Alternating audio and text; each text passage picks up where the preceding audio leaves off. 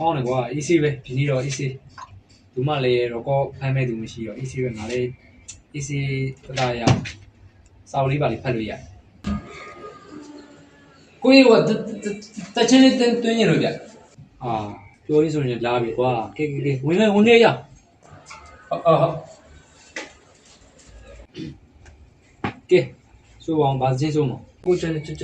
တစ်တော့ဆယ်လီမဟီဒီဆိုမှာဟုတ်ရောမိစကားအဲ့လောက်ထင်းထင်းနေမင်းဘလို့ဆိုမှာလဲကျွန်ရယူရင်ပြီးတယ်ကိုမြောင်းရောက်ပြန်လိုက်တော့သွားရောက်ငါအဲ့လောက်စိတ်ရှုံမခံနိုင်သွားဒိုးရောက်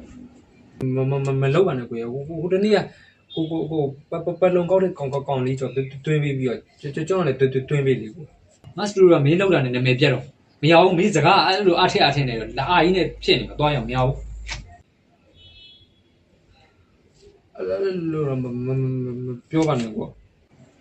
အာဒီချင်းဆိုဘလို့ဆိုမှာတော့ဘာတော့ကွာလို့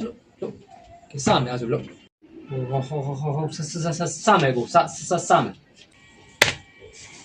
ဟုတ်တယ်ကျွန်တော်ကသူ့ဖန်မှာတစ်တော့လေးတွေအခါခါကြည့်ရင်သူ့ကြောင့်အမြဲယူပြန်တာသူ့ထံမှာခါစားဝင်လို့ဖျားသိရှေ့မှာစီးပန်တာမနဲ့သူ့စီကိုရောက်နေတဲ့ငါရဲ့စိတ်တွေကိုမိတ်ပေးနေတဲ့အခုပြန်လာခဲ့ယူပြန်တာမနဲ့ရင်ဘွားကဆူတောင်းကောင်းတာသူ့ကကြမှာပဲအရန်ကိုချစ်ဖို့ကောင်းတာဘက်ကွက်ကလေးနဲ့ကလေးလေးလိုချောသိတ်ချင်တဲ့ဘက်ကလေးလွယ်တစ်ချက်ကလေးပြုံးပြလိုက်ရင်ကျွေလောက်တဲ့တက်ကလေးနဲ့ကျွေလောက်တဲ့တက်ကလေးနဲ့